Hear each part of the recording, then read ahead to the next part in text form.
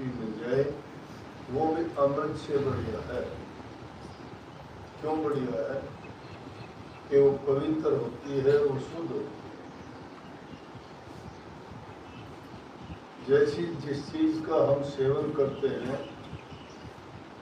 वो चीज अपना गुण हमारे अंदर छोड़ती है। संतों के संग में जाने से चाहे पानी मिले, चाहे कहने का मतलब ये है उस चीज में कोई रस स्वाद ना हो, जीव का स्वाद ना हो, लेकिन उसमें परमात्मा के नाम का स्वाद अगर होगा तो वो हमें अमर बना सकता है। तो यहाँ तुलना ये की गई कि संतों के संग में तो अगर जौ के छिलके की रोटी मिल जाए वो भी पवित्र है, अमृत है वो। और दुष्ट आदमियों का संग बहुत बुरा है। चाहे वहाँ अमृत मिल जाए तो भी दुष्टों का संग नहीं करना चाहिए। अच्छी संगति ही इंसान को संभालती है। गंगा जी के अंदर अगर गंदे नाले भी पड़ते हैं तो भी गंगा जल में मिलकर गंगा जल हो जाती है।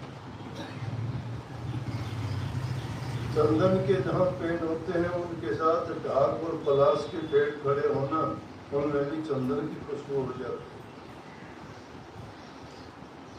लोहा भी काठ के संग में मिल जाता है तो वो भी तर जाता है।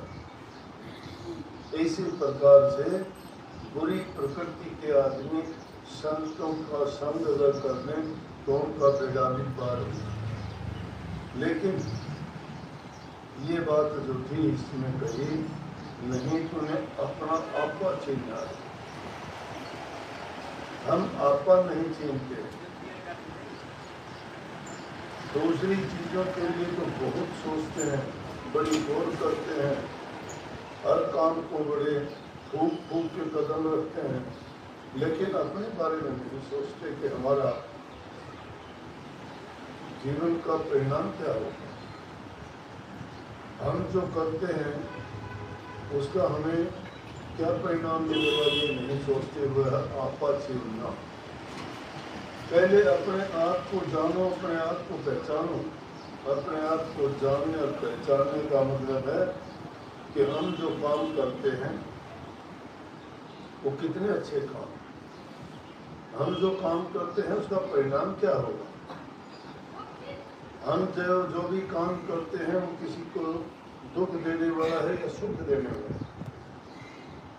इसलिए हमने अपना आपा नहीं छीनना, अपने जीवन को संभालने का, अपनी गलतियां निकालने का, अपनी बुरी आदतें त्यागने का, और सबसे उत्तम जो कार्य था वो प्रभु की भक्ति का। वो तो कभी हमें सपने में दिया था। हम इस जीवन को सत्य मानते हैं और सत्य को भूले बैठे। जीवन सत्य नहीं है। ये जिसने जन्म लिया वो जाएगा इस दुनिया से, लेकिन जाएगा किस गति में जाएगा ये उसके कर्म पर निर्भर। अगर उसने कर्म अच्छा नहीं किया तो ये बात स्वाभाविक है। दुनिया में दूसरे काम करके देखो, जो भी काम करते हो बुरे का परिणाम बुरा होता है, अच्छे का परिणाम अच्छा होता है। और नेक कर्मों का फल जो होता है पवित्र शुद्ध और हमें आनंद और खुशी देने वाला। इसलिए अपनी गलतियों को देखता है, परखता है और ये सोचता है कि मुझे महापुरुषों की शरण में जाके प्रभु के नाम की भक्ति करनी चाहिए, क्योंकि नाम में वो ताकत है जो इंसान के दुख दर्द तकलीफ पीड़ा पाप कर्म जन्म मरण के बंधन सब नाम के द्वारा ही करते हैं। नाम में वो शक्ति है, वो अमर बना देती है हमें। अमर कौन होता है? ये नहीं कि हमने शरीर ले, हमने मनुष्य शरीर में हम आ गए तो अब हमारा अंत नहीं होगा। ये अमर होना नहीं है। अमर होना वो होता है कि कभी ना ही पैदा होंगे और ना ही कभी मरेंगे। ये मरना जीना तो एक रोग है, इसे 84 लाख की योनि में, वो कर्म के भोग के कारण है। वो एक प्रकृति का अटल नियम है, जो पैदा होता है वो मरता है। लेकिन वो मनुष्य योनि पर नहीं लागू होता। मनुष्य योनि में एक ऐसा तरीका है कि प्रभु की भक्ति जो इंसान अपना लेता है सच्चे मन से, पूरी श्रद्धा विश्वास के साथ, और पवित्र कर्म करके अपने जीवन को जो सुधार लेता है, वो अमर हो जाता है, बार बार दुनिया में नहीं आता। नाम को अमर कथा भी कहते हैं, सुना होगा ना आपने।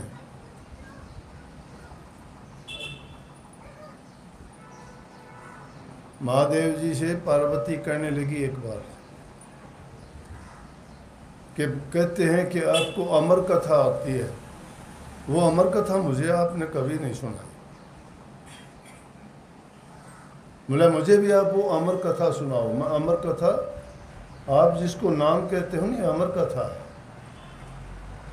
उस नाम को अगर हम गुरु जिस ढंग से बताते हैं उसके अनुसार उस नाम का सुमन करना, उसको बार बार याद करना, उसका अभ्यास करना, अपने हृदय में उतारना, उनके नियमों का पालन करना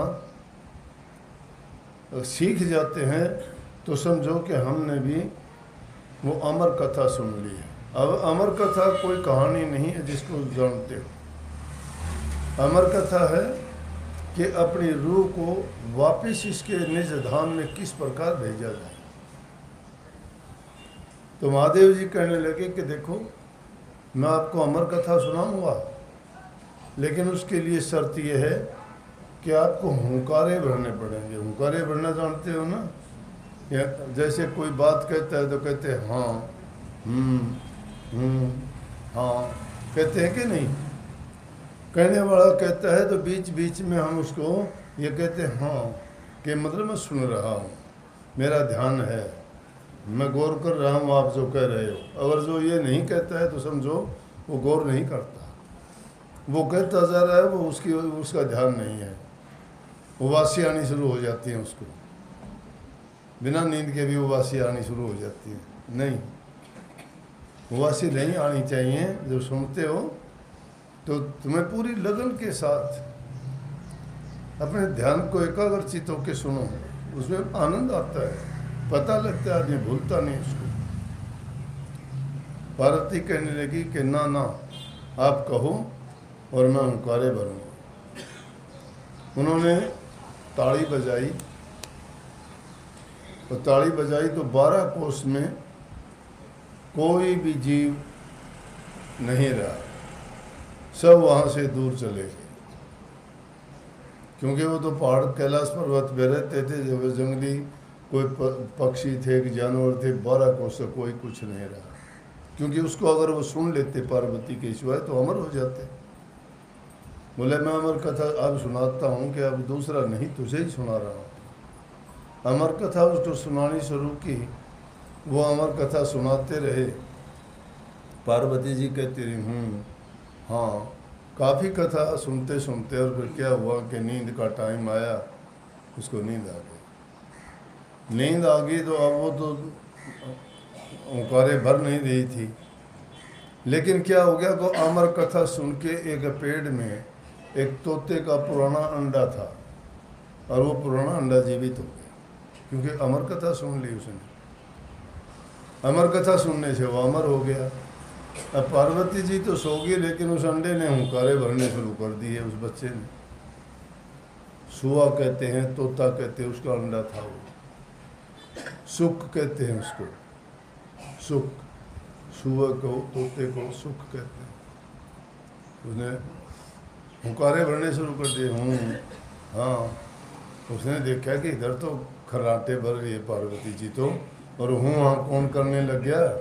जब देखा तो उसको देख के ने, और पार्वती जी से कहने लगे कि आपको तो नींद आ गई, ये कौन है। फिर गुस्से में, क्रोध में आके जब देखा तो वो डर के मारे जो बच्चा था वो भाग लिया वहाँ से।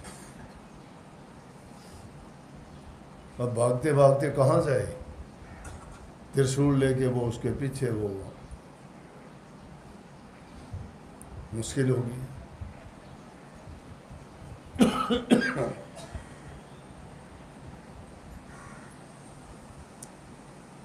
ऋषि की पत्नी थी, उसको उबासी आई और कहीं जगह नहीं मिली, उसके मुंह के अंदर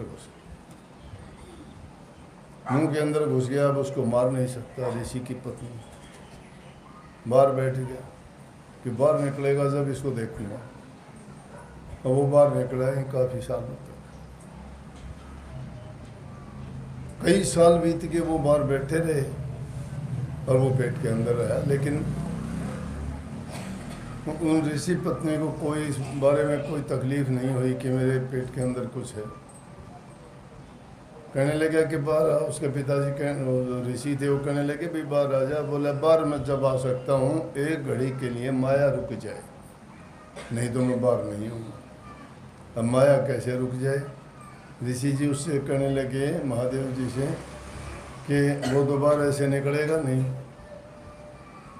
कहने लगे मैं इसको छोड़ दूंगा ही नहीं, बाहर आएगा तो। बोला आप गलत बात करते हो। बोला वो क्यों? बोला गलत इसलिए है कि आप कहते हो अमर कथा सुनाई थी, जो आपसे अमर कथा सुन ले मर कैसे जाएगा? आप कैसे मार दोगे उसको? मरेगा नहीं, अमर हो गया वो तो अपने चल दिए। महादेव जी तो वहीं छोड़ के चल दिए। और वो जब बाहर आया तो उसकी माता कहने लगी अरे बेटा तुम तो बड़ा सुखदेव है, 12 वर्ष गर्भ में रहा, कोई तकलीफ नहीं। इसीलिए उनका नाम सुखदेव जी पड़ा, सुखदेव जी माना। सुखदेव जी कहते हैं। और उसी समय ये मैंने थोड़ा यूं ही बताया है इसलिए कि उस नाम की महिमा और वो अमर कथा कैसे है। उसी टाइम जंगल की ओर चल दी, त्याग दिए, माया त्याग दी थी, गर्भ से माया त्याग दी। कोई लाग लपेट नहीं, कोई मोह नहीं, कोई किसी का लेना देना नहीं, कोई किसी से संबंध नहीं। सब चीज़ों को निवर्ती, त्याग एकदम, और जंगल की राह ले ली। लेकिन गुरु नहीं था। जंगलों में घूमते घूमते तप किया, बहुत किया। लेकिन एक दिन अपने पिताजी से, उसके पिताजी कहने लगे कि जी सुखदेव जी, कि जी मेरा कल्याण कैसे हो? बोला गुरु के बिना नहीं होगा। अब गुरु तो वही हो सकता था, लेकिन बोला गुरु कौन होगा? मेरे जैसा त्यागी कहाँ है? मैं तो गर्भ से माया जिसने त्याग दी हो, ऐसा मेरा गुरु कौन हो सकता है? बोला कि आपका गुरु जनक जी हो सकते हैं, जनक अब राजा। तो उन्होंने जाके राजा जनक को गुरु बनाया। कहने का तात्पर्य ये है कि जिसने गर्भ से भी माया त्याग दी थी, जिसने वो अमर कथा सुन ली थी, गर्भ से ही जिसने करनी कर ली थी, लेकिन फिर भी सहारा और ओट किसकी लेनी पड़ी? गुरु। गुरु के बिना जीव का कल्याण नहीं है। जब गुरु की शरण में ये जीव चला जाता है तो गुरु इसको वो अमर कथा सुनाता है, नाम का भेद बताता है और उसको नाम की कमाई करने का तरीका बताता है। लेकिन नाम की कमाई करने से पहले जो ज़रूरी चीज़ें हैं, जिनको हम नियम कहते हैं, उन चीज़ों के परहेज कराते हैं। और उनमें सबसे पहली बात यह है कि अपनी बुराइयों को छोड़ना पड़ता है। बुराइयां हम में क्यों लगी? जिस देश में, जिस दुनिया में हम जीते हैं, वहाँ जो चीज़ें प्रचलित हैं उनसे हम अछूते नहीं रह सकते। क्यों नहीं रह सकते? जन्म से लेके जिनके बीच रहे हैं, उनका संग करते करते हमें वो काम करने की आदत हो गई है। तो इसलिए संतों का संग करोगे। संत इस दुनियादारी की चीज़ों से निर्लेप हैं, उन पर किसी चीज़ का ये असर नहीं है, और उसके बदले में वो प्रभु की भक्ति सिखाते और बताते हैं कि प्रभु की भक्ति में प्रेम है, दया है, त्याग है, तप है और साधना है। ये सारी की सारी चीज़ें जो इंसान करता है गुरु के संग में जाके, दुनियादारी में जीते हुए तो सच्चाई और ईमानदारी का जीवन जिए, लेकिन गुरु के वचन की पालना करते हुए उसे अमर दवाई, उसे नाम की कमाई करता रहे। ये नहीं कि नाम को भुला दिया और दुनिया को सत्य मान के दुनियादारी की चीज़ों में ही, ये दुनिया में जो इन चीज़ों का पसारा है, संसार के पदार्थ हैं, ये इंसान को अपनी ओर आकर्षित कर लेते हैं। ये तो साधु सन्यासियों तपधारियों को भी गिरा देते हैं, उनको भी ऐसा प्रलोभन दे देते हैं कि वो भी करी कराई सारी कमाई, छोटा सा आपने देखा हो कई गाड़ियों पे लिखा होता है, देखते हैं सड़क पे चलते हुए कि सावधानी हटी और दुर्घटना घटी। इस मन की रखवाली करनी पड़ती है, बड़ी सावधानी रखनी पड़ती है। ये पता नहीं किस घड़ी में किस चीज़ के लिए बहक जाता है एक पल में। अच्छे से अच्छे काम शायद बड़े से बड़ी चीज़ का त्याग कर देगा और एक छोटी सी चीज़ के लिए ये इंसान को गिरा देगा। सारी जिंदगी अच्छे करते रहो और एक घड़ी ऐसी आएगी जब इसका मन का दाव चलेगा, जब भी इसका दाव लग जाएगा उसी टाइम इंसान को धड़ाम देसी आकाश में चढ़े हुए को जमीन पे गिराते हुए देर नहीं करेगा। इसलिए इस मन की साधना करनी पड़ती है, इस मन की निरख परख करनी है, वो आपा चीनना है। इस मन पर हमें हमेशा मन पर अंकुश लगाओ, मन के कहे में भी ना चलो और मन को बांध के भी मत बैठाओ। लेकिन क्या करो, जो गुरु ने हमें नियम में बांधा है उन नियमों का पालन करो। और गुरु की दृढ़ता तो इतनी होनी चाहिए, दोहा बहुत कुछ बड़ा साधारण सा दोहा है, बार बार आप सुनते भी हो कि गुरु गोविंद दोनों खड़े किसके लागू पाए, बलिहारी गुरु आपने जिन गोविंद दिया बताए। कि गुरु और गोविंद, परमात्मा और गुरु को भी अगर बराबर खड़ा कर दिया जाए तो हम किसको पहले दंडोत प्रणाम करेंगे? गुरु को, परमात्मा को नहीं। क्योंकि परमात्मा ने तो हमें पैदा करके यहाँ छोड़ दिया दुनिया में, उसके बाद वो तो संभालता ही नहीं हम कहाँ हैं कैसे हैं। वही सुखदेव जी के शिष्य हुए और उनकी शिष्या हुई सहजोबाई। सहजोबाई ने बहुत अच्छी बात कही है इस बारे में। उन्होंने गुरु और परमात्मा के लिए इतनी बड़ी बात कह दी कि मैं परमात्मा को छोड़ सकती हूँ लेकिन गुरु को नहीं छोड़ सकती। चरणदास जी नाम था गुरु का उनका,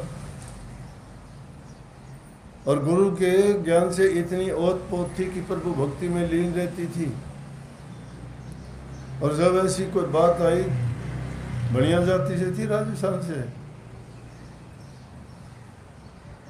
कहती है गुरु हरि तजों पर गुरु ना बिसारूं, गुरु के समान हरि को ना ही निहारूं।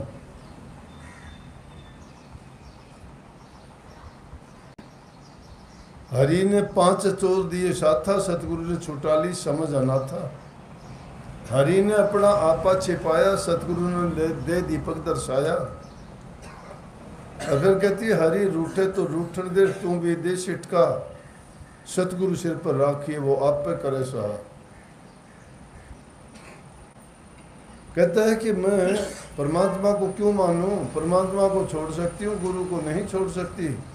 परमात्मा ने तो बड़ा हमारे साथ अन्याय किया है कि बना के दुनियादारी में छोड़ दिया, 5 चोर पीछे लगा दिए, काम हमारे पीछे लगा दिया, क्रोध हमारे पीछे लगा दिया, लोभ हमारे पीछे लगा दिया, मोह लगा दिया, अहंकार लगा दिया। लेकिन सतगुरु मिला तो उन्होंने छुटवा दिया कि ना, इन 5 के बस ना हो। कबीर साहब कहते हैं मन 5 के बस पड़ा और मन के बस नहीं 5, जित देखूं तित धों लगी, जित जाऊं तित आँच। ये मन इन 5 के बस में पड़ा हुआ है और जहाँ देखते हैं वहीं आग लगा रखी है इन्होंने, जहाँ जाते हैं वहीं लपट निकलती हैं इनकी। तो कहता है कि परमात्मा ने तो 5 चोर साथ और लगा दिए पिछले को, जो हमें बार बार इस दुनिया में लूटते हैं, लूट लेते हैं। ये ठग कहा गया इनका। मैंने एक शब्द देखा, ठगियों की नगरी फंस गया तू संभल संभल के चाल। ठगियों की नगरी है ये, ठग हैं यहाँ। बाहर तो ठगिए बैठे सारे, हाँ ठग हो, सब ठग हैं। 3 श्रेणी होती है, एक होता है चोर, एक होता है ठगर, एक होता है डाकू। चोर तो चोरी करेगा, पीछे से करेगा, पता ही नहीं लगने देगा।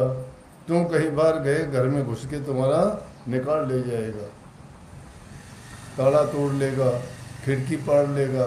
चोरी हो कहते हो, चोर ने चोरी कर ली। चोरी का मतलब पीछे से चुपचाप बिना तुम्हें कुछ भेद लगे और चोरी कर लेता है। दूसरे होते हैं ठग। ठग क्या करता है, अपना बन जाता है, मित्रता कर लेगा आपसे, मीठा बोलेगा, आपकी बड़ाई करेगा, आप तो अच्छे हो, आप बड़े नेक इंसान हो, आपकी बातें बहुत अच्छी लगती हैं, ये वो। क्योंकि उसकी बड़ाई करेगा, इंसान बड़ाई होते ही अहंकारी हो जाता है कि मेरे समान दुनिया में कोई नहीं है। कि वो कहने लग रहा, अपने आप नहीं जानता तू कैसा है, सबको पता है कि तेरी झूठी बड़ाई करता है, फिर भी अगला खुश होता है। किसी को यूं कह दो, कितने लोगों से आप मिलते हो, पंडित, ज्योतिषी, अंक देखने वाले और कुछ, कहेंगे देखो एक बात बताऊँ, कॉमन है वो बात, किसी को कह दे खुश होगा। उसको यूँ कहेंगे देखो तू नेक इंसान है, तू सबका भला करता है, लेकिन तू भला करता है, तेरे साथ बुरा कर दे, सब कहेंगे हाँ सब मैं तो नेक हूँ, लेकिन और सारे के सारे मेरे साथ दगाबाजी। बड़े से बड़ा दगाबाज भी ये कहेगा कि हाँ मैं तो नेक हूँ, लेकिन हाँ मेरे साथ यही बात होती है। बोले होती है कि नहीं? बोले हाँ यूँ ही होती है जी, सही कही आपने, ये कॉमन बात है। तो वो क्या करते हैं, ठगों का काम ये होता है, और मीठे बन जाएंगे, आपके साथी बन जाए। पुराने ज़माने में बहुत ही ठग, अब आजकल नहीं है। पुराने ज़माने में तो ठगों की बात बताऊं, एक आदमी को बेच दिया करते ठग चलते चलते। एक आदमी उसको नहीं ठग पाता तो दूसरा ठग कह देता भाई यहाँ तक मैं इसके पीछे आ लिया, मेरे से काबू आया नहीं, अब तू संभालना। बोले कि हाँ इतने पैसे ले ले, मैं आप संभाल लूँगा। पता लग जाता ना इसके पास माल है, क्योंकि उस टाइम में चांदी के रुपये होते थे। तो एक वो आदमी कोई बेचारा कमा के कुछ ले आता, ठग पीछे लग रही है, ठग पीछे लग रही है, तो ठग ने तो दोस्ती कर ली, कहाँ जाओगे, मैं भी वहाँ जाऊँगा, चलो चलते हैं, साथ हो गया, अच्छी बात है। अब कहीं रास्ते में सराय आई, वहाँ रुकते हैं, उसने देख लिया पैसे ही रखता है, लेकिन ये मौका नहीं देता तेरे को चुराने का। वो निश्चिंत, क्योंकि वो भी चालाक था, उसको पता था ये तेरे साथ दोस्ती नहीं, ये तेरे साथ करेगा गड़बड़। तो वो दाव में कि जब मौका लगे इसे लेके पार बोलूँ निकाल के पैसे। एक दिन सुबह सुबह उसने सोचा ये बाहर जाएगा ना घूमने के लिए, तो साथ छूट जाएगा, मैं इसे साथ नहीं जाऊंगा, और जब निकाल के भाग जाऊंगा। वो घूमने के लिए गया, पीछे से उसने उसका सारा बिस्तर टटोल लिया, उसके जो सामान था सारा वो टटोल लिया, एक नया पैसा नहीं मिला। तंग आ गया, वो भी कई दिन से साथ था। आखिर उस ठग से बोले भाई साहब, वो ठग उससे बोले भाई साहब एक बात बता दे मुझे। बोले हाँ, आप पैसे ले रखे थे, पैसे कहाँ गए आपके? बोले मेरे पास हैं। मेरा गुरु यूँ बता दे तो रखता कहाँ, मैंने सारा कुछ ढूंढ लिया तेरा। बोला बस, बोला मुझे पता था तू ठग है, मुझे लूटेगा। वो भाई मैं क्या करता हूँ, जब बाहर जाता हूँ मैं तेरे तकिए के नीचे दे जाता हूँ, अपना तकिया वो देखता ही नहीं, दूसरे के टिटोड़ता है कि इसके मिलेंगे। तो पहले ठगों की ये बात थी, वो ठग थे। तो हम दुनियादारी के हैं ना, कोई बेटा बन के, कोई जमाई बन के, कोई लड़की बन के, कोई पोता पोती बन के मोह लेते हैं आदमी को, बड़े प्यार से बोलेंगे, सब कुछ निकाल के दे देंगे, चाचे श्याम भर के।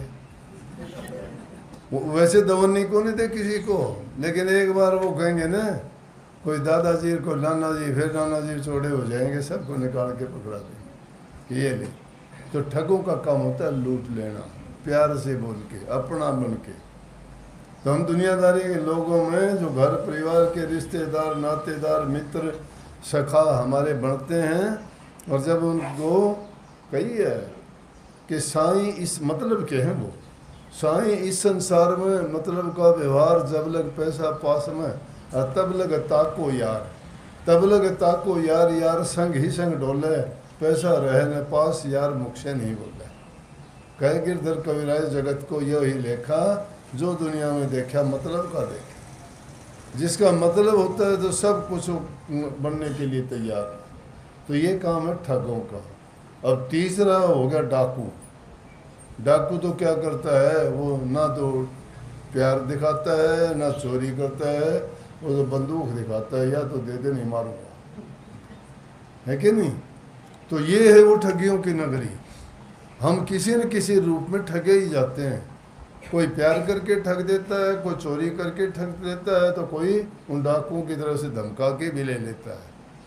तो इसलिए कही कि ठगियों की नगरी फंस गया, तो संभल के चलोगे ना, मतलब सोच समझ के चलोगे तो बच जाओगे। और वो संभाल क्या है कि गुरु की शरण में जब चले जाओगे तो तुम्हें इस बात का पता लग जाएगा कि हमने किस चीज़ की संभाल करनी है। संग्रह इकट्ठा करने की, लालच में पड़ने की इनकी ज़रूरत ही नहीं है कि अपने ज़रूरत के मुताबिक जो तुम काम करते हो करते रहोगे, लेकिन साथ साथ प्रभु की भक्ति करोगे, तुम्हारा हृदय पवित्र होगा, तुम्हारे नेक कर्म होंगे, शुभ कमाई होगी, वो तुम्हारे ख्याल अच्छे करेगा, जीवन अच्छा होगा, विचार अच्छे होंगे। जिसके विचार अच्छे हैं, ख्याल अच्छे हैं, मन पवित्र है, वही प्रभु की भक्ति में अपना मन लगा सकता है।